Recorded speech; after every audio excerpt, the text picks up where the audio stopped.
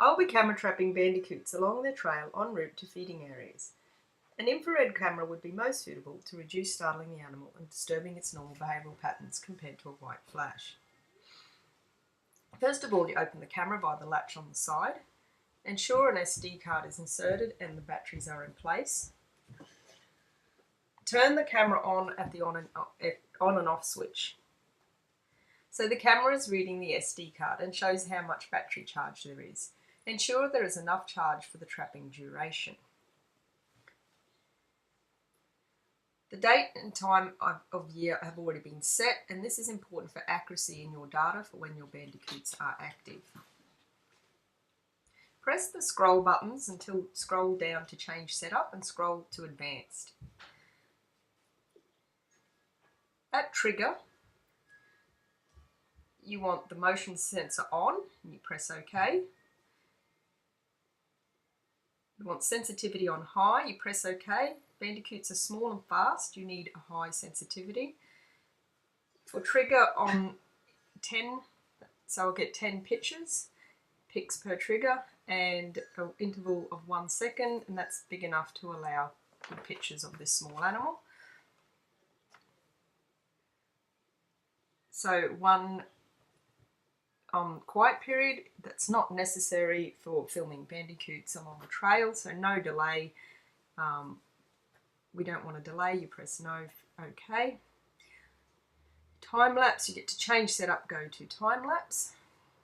So you flick through, get to time lapse, and it's not applicable for this exercise. We don't want to be having a time lapse, so we'll go to resolution and we'll choose on resolution. For this size of animal, the best resolution would be 3.1 megapixels. Small animals like Australian wildlifers, that's the best. Night mode, we want a fast shutter on, and balanced no, that's for bigger, slower animals. So fast shutter will be on so that we get a good photos of the bandicoots.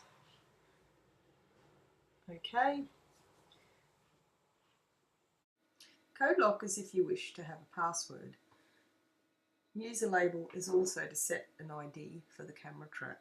These aren't applicable in this case, so you go back to main menu, go to change setup, and then I would set up on a tree, the camera about 40 centimetres from the ground, about 2 metres away from the bandicoot trail, and on an angle so that the camera lens is facing downwards towards the central detection zone.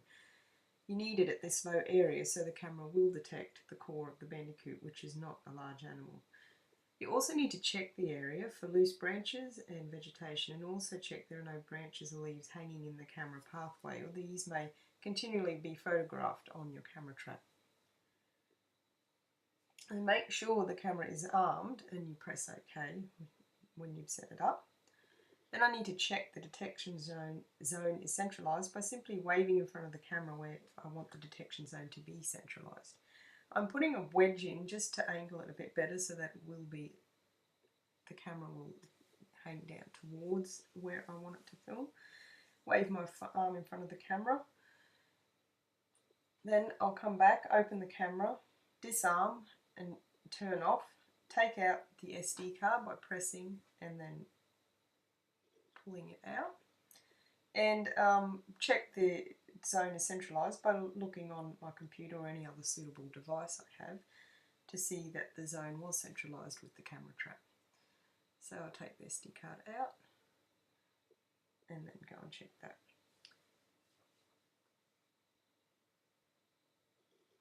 It all looks good, so